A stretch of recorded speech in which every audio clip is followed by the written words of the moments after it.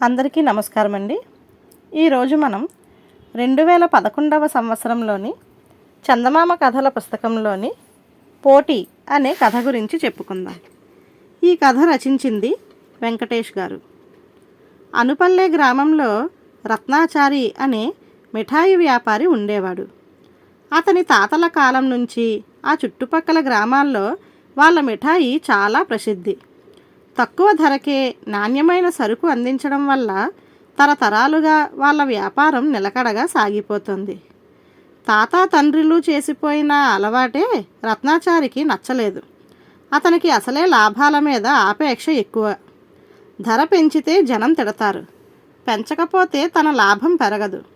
అందుకని రత్నాచారి బాగా ఆలోచించి నెమ్మదిగా మిఠాయిల నాణ్యత, వాటి పరిమాణం జనం గుర్తించలేనంతగా తగ్గించి అమ్మకాలు సాగించసాగాడు. ఆ దుకాణంలో మిఠాయి అంటే జనానికి ఉన్న నమ్మకం వల్ల ఆ విషయం ఎవరూ పట్టించుకోక గుర్తించలేకపోయారు. అయితే జనం గుర్తించడం లేదన్న రత్నాచారి అతి నమ్మకం, అత్యాశ వల్ల రాను రాను మిఠాయిల నాణ్యత, పరిమాణం నానాటికి తీసుకట్టు అయిపోయాయి. అయినా జనానికి వేరే దారి లేక చచ్చినట్టు రత్నాచారి దుకాణంలో మిఠాయిలు కొనసాగారు. ఆ నోట ఈ నోట ఈ విషయం నాని గ్రామాధికారి మల్లన్నకు తెలిసింది. రత్నాచారి వాళ్ళది పెద్ద కుటుంబం, పేరున్న కుటుంబం. అలాంటి వాడిని ఎదురుగా నిలదీసే కన్నా లోపాయికారిగా బుద్ధి చెప్పాలి అనుకున్న మల్లన్న చక్కని ఆలోచన చేశాడు. ఫలితంగా వారం తిరగకముందే ఆ ఊళ్ళో తాత్కాలికంగా మరో మిఠాయి దుకాణం ఏర్పాటైంది. నాణ్యమైన సరుకు అతి తక్కువ ధరకే ఆ దుకాణంలో లభిస్తూ ఉండడంతో అంతా అక్కడికే ఎగబడసాగారు. క్రమంగా రత్నాచారి దుకాణం ఖాళీ అయిపోయి అతను ఈగలు తోలుకుంటూ కూర్చోవలసి వచ్చింది. పరిస్థితి ఇలాగే కొనసాగితే తను దేవాలా తీయక తప్పదని గ్రహించిన రత్నాచారి మళ్ళీ తన పూర్వీకుల పద్ధతిలోనే నాణ్యమైన సరుకు దానికి తయారు చేయించి తక్కువ లాభం వేసుకొని ధరలు నిర్ణయించి ఆ విషయం ప్రచారం చేయించాడు.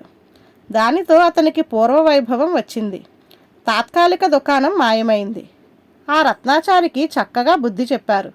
ఇప్పుడు చూడండి, తక్కువ ధరకే ఎంత మంచి మిఠాయి అమ్ముతున్నాడో అన్నది మల్లన్న భార్య అతనికి రత్నాచారి దుకాణంలోని మిఠాయి పళ్ళెంలో పెట్టి అందిస్తూ.